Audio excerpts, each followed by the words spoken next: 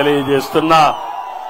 తమలో అన్నింటికంటే ముఖ్యం జీవో నెంబర్ 3. ఎవరిచ్చారు జీవో నెంబర్ 3? నేనే ఇచ్చా. అవునా కాదా అని అడుగుతున్నా మిమ్మల్ని. అంటే జీవో నెంబర్ 3 ద్వారా స్థానిక ఉద్యోగాలు ఇక్కడుండే గిరిజనులకు పెట్టిన పార్టీ తెలుగుదేశం పార్టీ. ఇప్పుడు ఇస్తున్నారా మీకు? ఇతను గిరిజన ద్రోహి అవునా కాదా? క్షమిస్తారా మీరు? జీవో నెంబర్ 3ని చేసిన వ్యక్తి, రద్దు చేసిన వ్యక్తికి ఓటేస్తారా తమ్ముళ్ళు అని మిమ్మల్ని అడుగుతున్నా. ఆడబిడ్డలు మీ బిడ్డలకి ద్రోహం చేసిన వ్యక్తి ఓటేస్తారా తల్లి అని మిమ్మల్ని అడుగుతున్నా.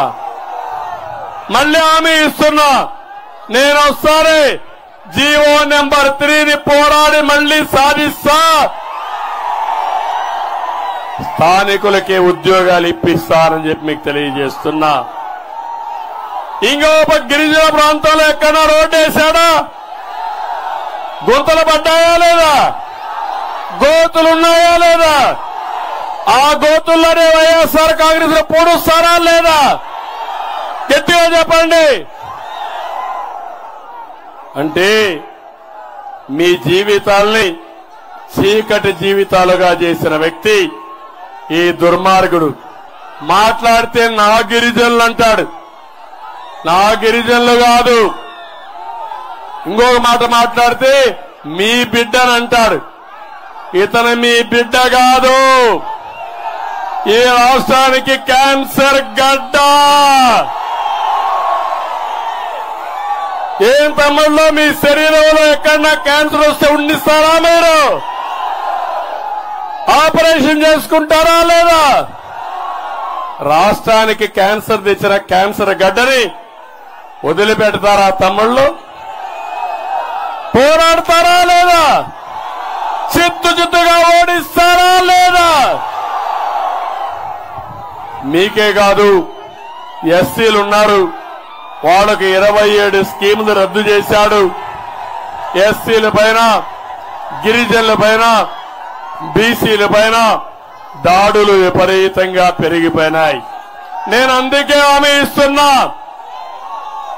ఈరోజు ఎస్టీలకు అందరికీ హామీ ఇస్తున్నా, బీసీలకు హామీ ఇస్తున్నా, ఎస్సీలకు హామీ ఇస్తున్నా. 50 సంవత్సరాలకే పింఛన్లు ఇచ్చే బాధ్యత మాది. మనది అదిరిపోయే ఎలక్షన్ మేనిఫెస్టో. నవరత్నాలు, నవమోసాలు అయిపోయింది దాని పని. అందుకే సూపర్ 6 తీసుకొచ్చాం.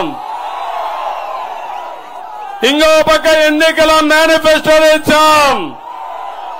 మోడీ గారి గ్యారంటీలు తీసుకొచ్చాం. నిన్నే మోడీ గారు వచ్చారు, విజయవాడలో రోడ్ షో పెట్టారు. అదిరిపోయింది. వైఎస్ఆర్ కాంగ్రెస్ నాయకుల గుండెలు పగిలిపోయినాయి. కాడి పడేసే పరిస్థితికి వచ్చారు. ఓడిపోతా నిర్ణయానికి వచ్చారు. ఇప్పుడు మీరు స్పీడ్ పెంచాలి, సైకిల్ ఎక్కాలి. తెలుగుదేశం, జనసేన, బీజేపీ జెండాలు కట్టుకోవాలి.